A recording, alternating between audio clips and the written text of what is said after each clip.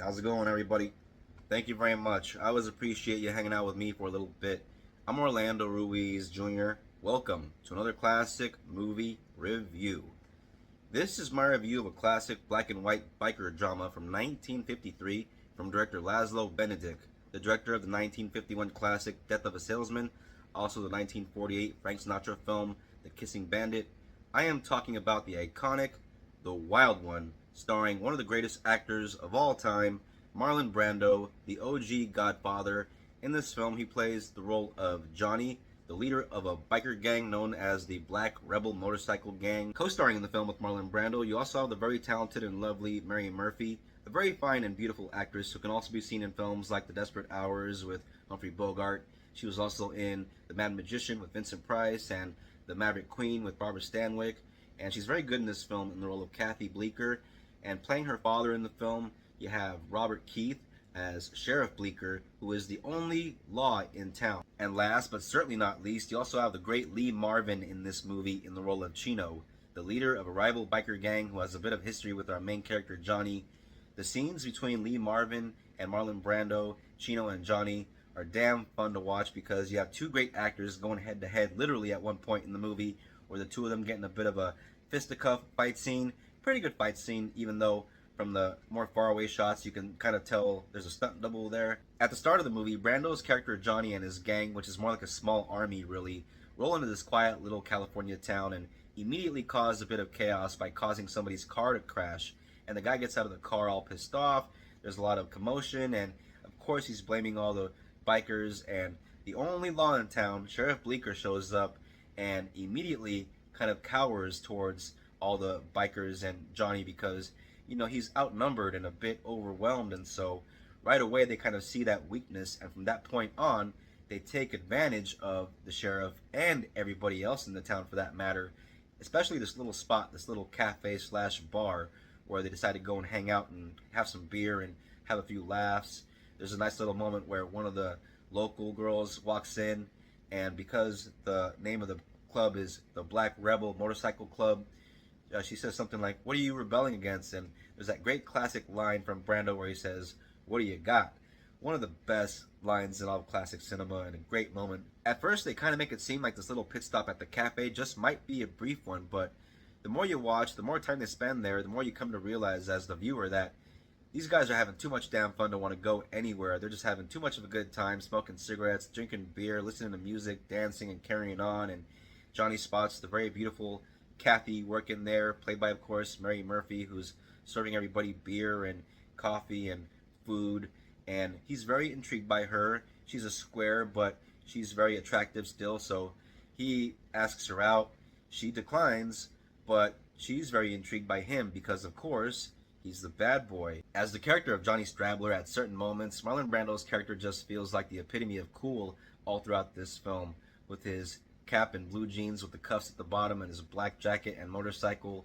But the more you watch, the more you come to see that there are layers to this character, because the more time he spends with Kathy, every now and then that tough guy facade drops a little bit because she kind of every now and then gets him to soften up, but sometimes she'll say something that gets him on the defensive, and that tough guy facade comes back. Of course, the town locals, the normies, or the squares as they're referred to in the film, they just want this loud and crude element out of their town.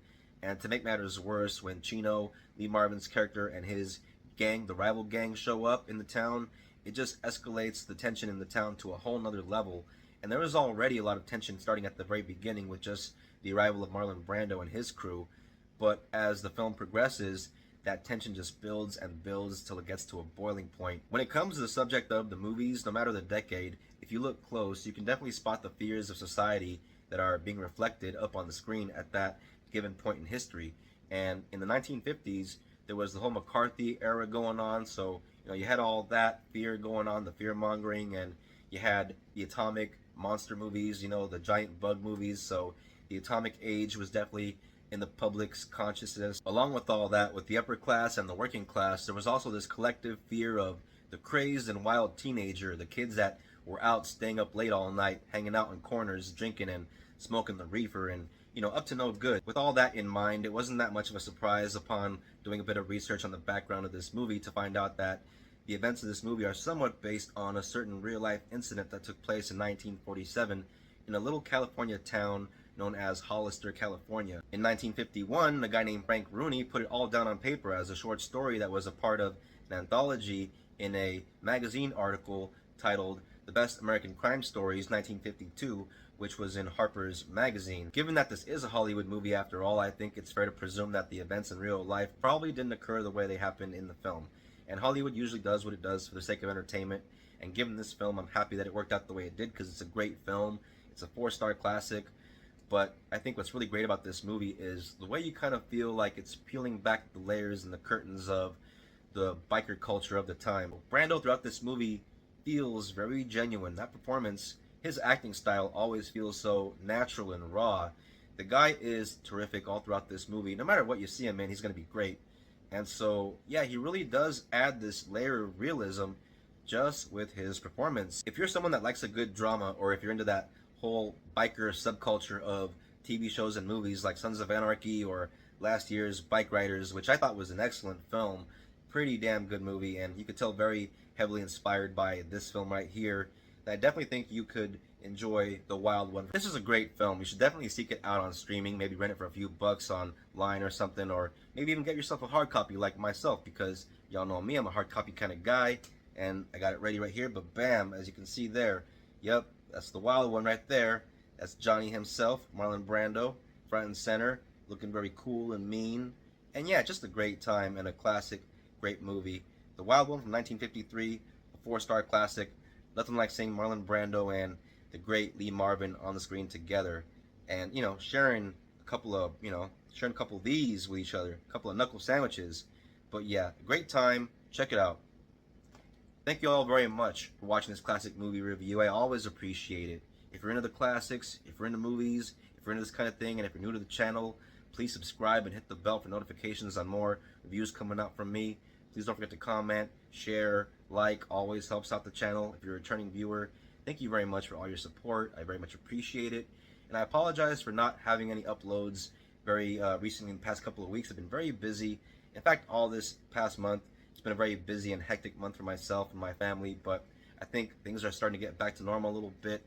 And so hopefully I can get more of these video reviews out to y'all. But thank you very much for watching, and I'll see you in the next one. Everybody, peace out. Take care of each other. God bless.